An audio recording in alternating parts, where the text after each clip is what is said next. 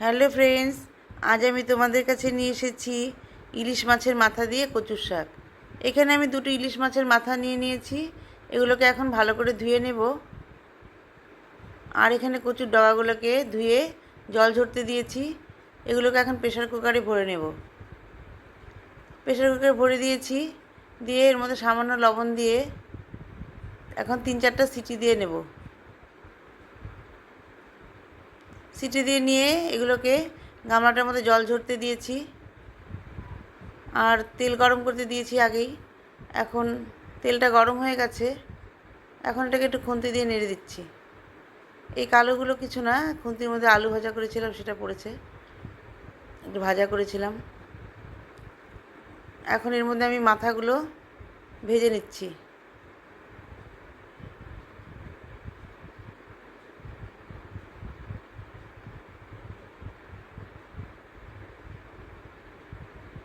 মাথাগুলোকে একটু উল্টিয়ে পাল্টিয়ে দিচ্ছি, দিয়ে এগুলোকে ভালো করে ভেজে নেব।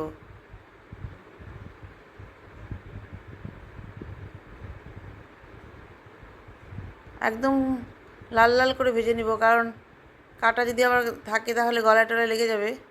সেই জন্য একদম খুব ভালো করে ভেজে নেব।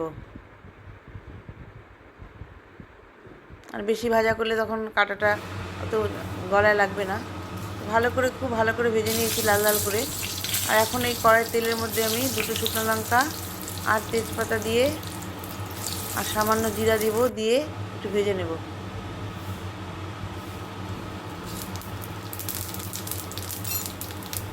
এখানে ধীরে ধীরে ফোড়ন দিয়ে নিয়ে এখন এর মধ্যে শাকগুলোকে দিয়ে দিচ্ছি।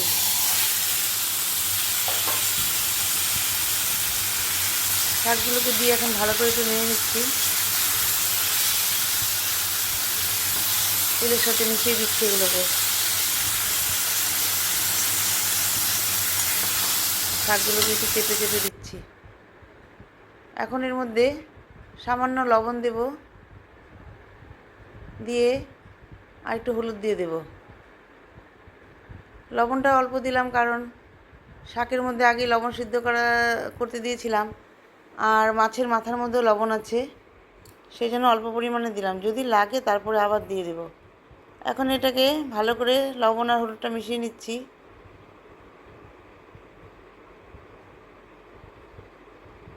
মেশানো হয়ে গেছে, এখন এর মধ্যে 5-6টা কাঁচা লঙ্কা দিয়ে দেব। কাঁচা লঙ্কাগুলো ফেড়ে নিয়েছি। কাঁচা লঙ্কাগুলোকে মজে যাওয়ার জন্য এখন একটু ঢেকে দেব।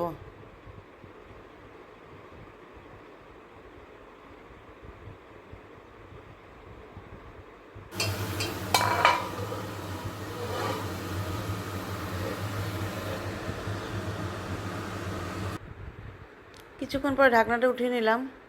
লঙ্কাগুলো বেশ মজে গেছে। এখন এর মধ্যে মাছের মাথাগুলোকে দিয়ে দিচ্ছি। আমার এই সিম্পল রান্নাটা যদি আপনাদের ভালো লাগে তাহলে আমাকে একটু লাইক আর সাবস্ক্রাইব করে দিবেন আর কমেন্টস করে দিবেন, তাহলে আমি আপনাদের মনের কথা বুঝতে পারবো আর আমিও এগিয়ে যাওয়ার একটু সাহস পাবো।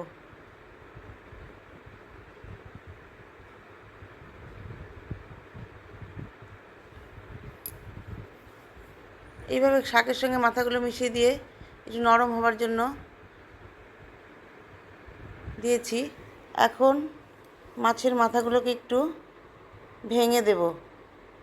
এইভাবে খুন্তি দিয়ে ভেঙে দিচ্ছি মাছের মাথাগুলোকে।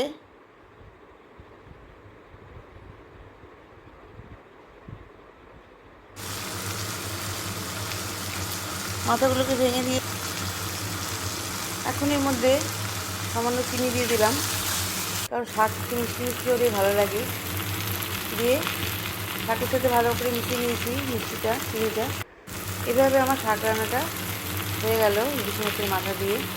আর আপনারা প্লিজ যদি ভালো লাগে আমার পাশে থাকবেন, লাইক আর কমেন্ট করবেন।